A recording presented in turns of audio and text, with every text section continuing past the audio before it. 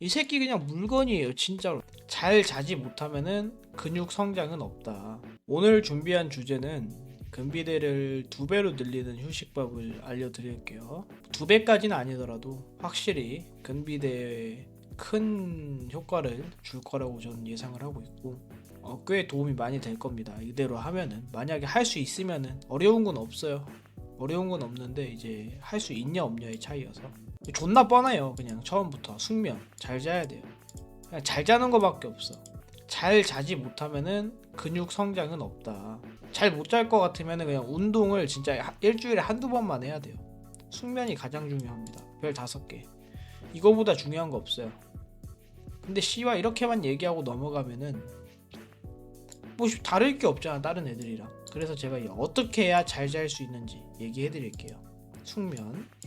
자, 수면 시간 같은 경우에는 7시간 반에서 9시간 정도 목표로 주무시는 게 좋아요. 저는 맨날 7시간 정도 자면 깨더라고요. 근데 뭐 7시간만 자도 저는 충분히 그 자연스럽게 깨는 거여가지고 일부러 깨는 게 아니라. 그리고 논 수면.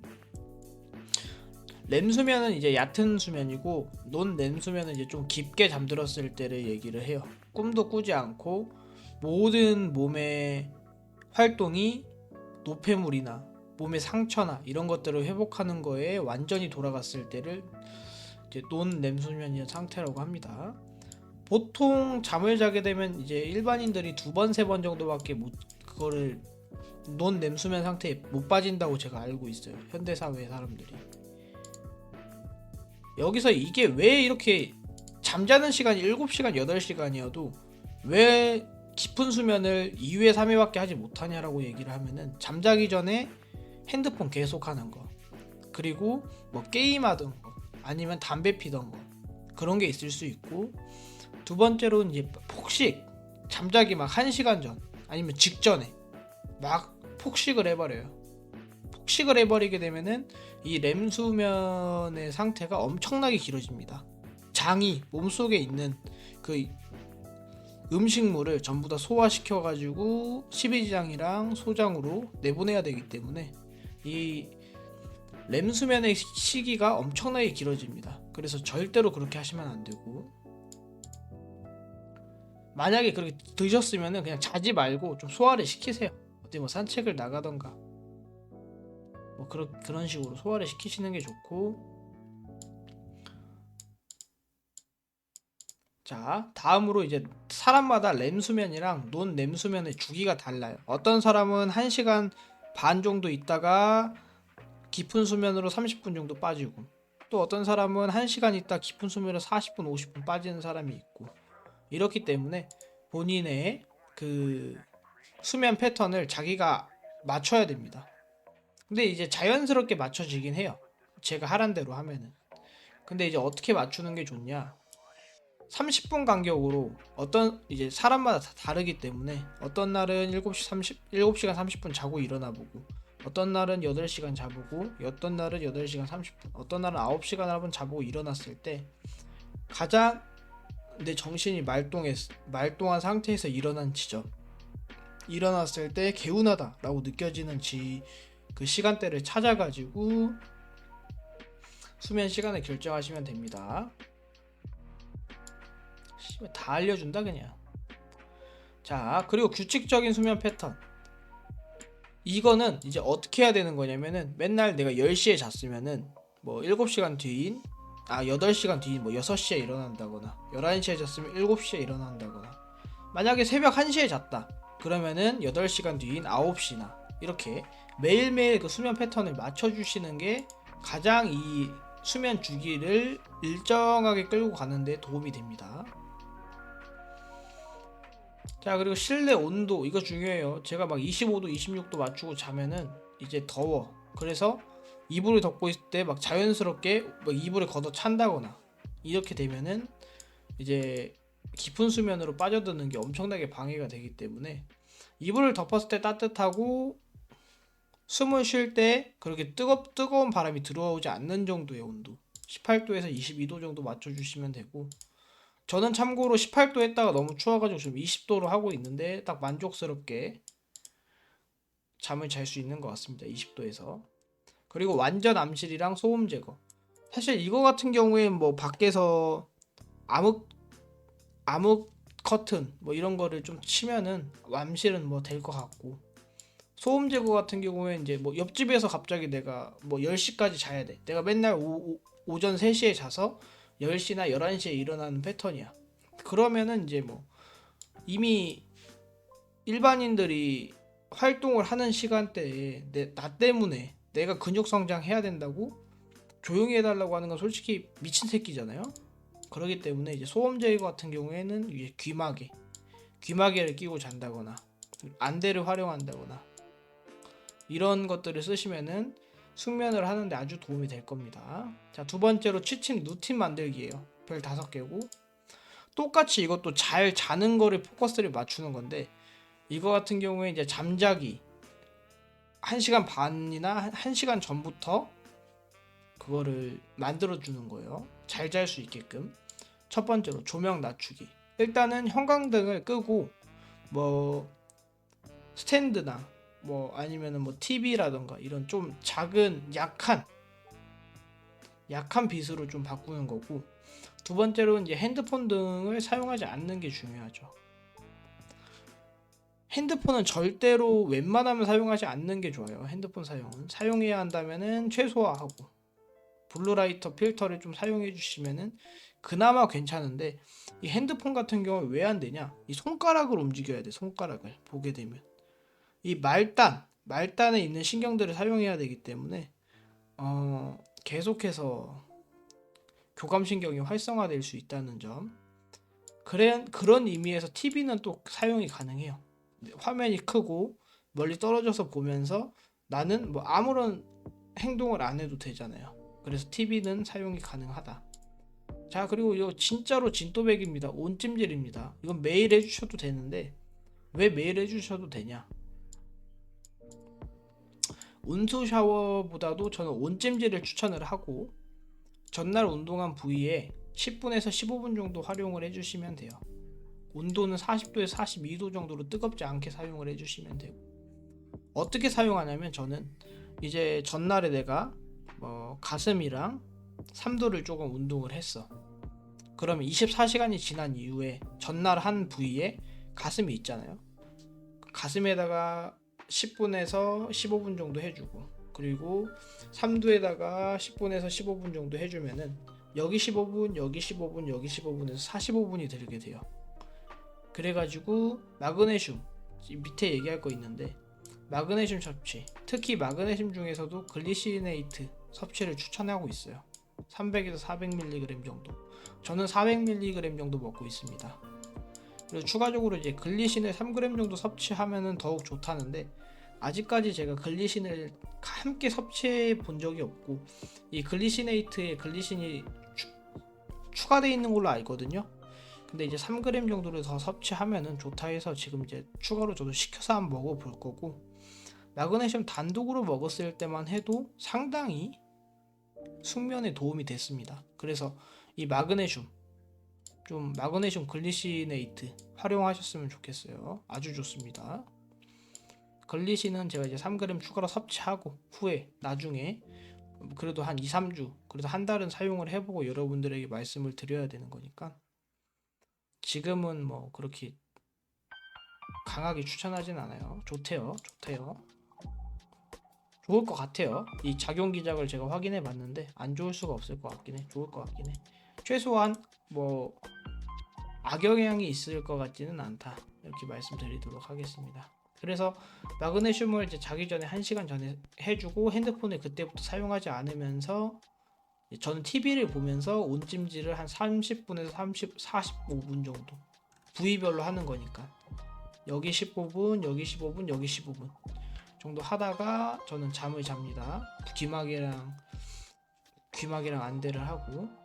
자, 이제 낮잠입니다. 이것도 잠이죠. 결국에 운동은 씨발 누가 잘 자는 거냐예요. 누가 어떻게 얼마큼 잘 자냐. 수면의 질이 누가 더 높냐. 이거의 싸움이에요. 피포도는 뭐야? 피로도입니다, 여러분.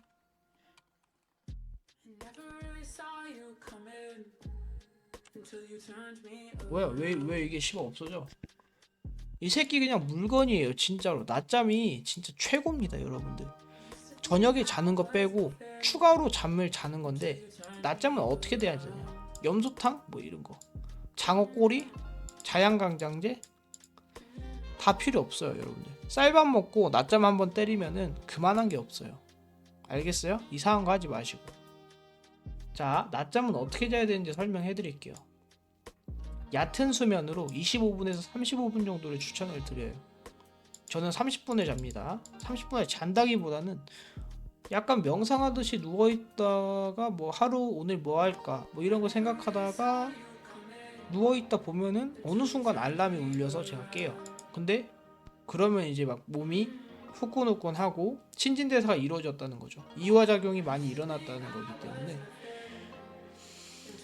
상당히 저는 몸적으로도 많이 느꼈고 좋다는 거를, 회복에 좋다는 걸 많이 느꼈었기 때문에. 자, 여기서 제가 여기도 적어놨죠. 깜빡 졸았네. 벌써 30분 지났어? 약간 잔 거 같기도 하고 잔 거 같지도 않기도 하고, 약간 이 정도의 느낌이 가장 좋습니다. 자, 낮잠 같은 경우에도 귀마개와 안대를 사용하면 좋은데, 안대 같은 경우에는 이제 완전히 암흑보다는 살짝 얇은 안대를 추천을 드려요. 왜냐하면 깊은 수면, 논 냉수면까지 빠지는 게 아니고 아주 얕은 꿈 정도, 잠깐의 꿈 정도가 꿀 수 있을 정도의 얕은 렘 수면 정도에서 잠을 자는 거기 때문에 완전히 암흑 안대는 추천하지 않는다는 점. 그리고 낮잠입니다. 낮잠은 오후 1시에서 오후 3시 정도에 활용하시는 게 좋아요. 너무 늦게 자게 되면은 저녁에 자는 숙면에 악영향을 끼칠 수 있기 때문에 안 좋고, 일어난 지 뭐 한 3시간 4시간 만에 잠들면은 그건 그냥 낮잠이 아니에요. 그냥 게으른 겁니다. 그리고 주에 2에서 3회 정도만 사용하시는 게 좋아요. 왜냐면은 7일, 일주일이 7일이잖아요. 근데 이거를 7번 다 사용하면은 그냥 이게 습관이 돼버려요. 매일매일 그 시간에 자야 돼요. 안 자면 뭔가 이상해져요. 그래가지고 뭐 하체하기 전날에 조금 한번 사용한다거나, 아니 하체하는 당일에 사용을 한다거나, 아니면은 완전 휴식하는 날 전날에 한번 사용을 한다거나, 이런 식으로 해서 저는 2번 정도, 주에 2회 정도 사용을 하고 있습니다. 자, 운동 후에 유산소 별 3개고, 웬만하면 해라. 진짜 웬만하면 해라. 돈 드는 거 아니잖아요.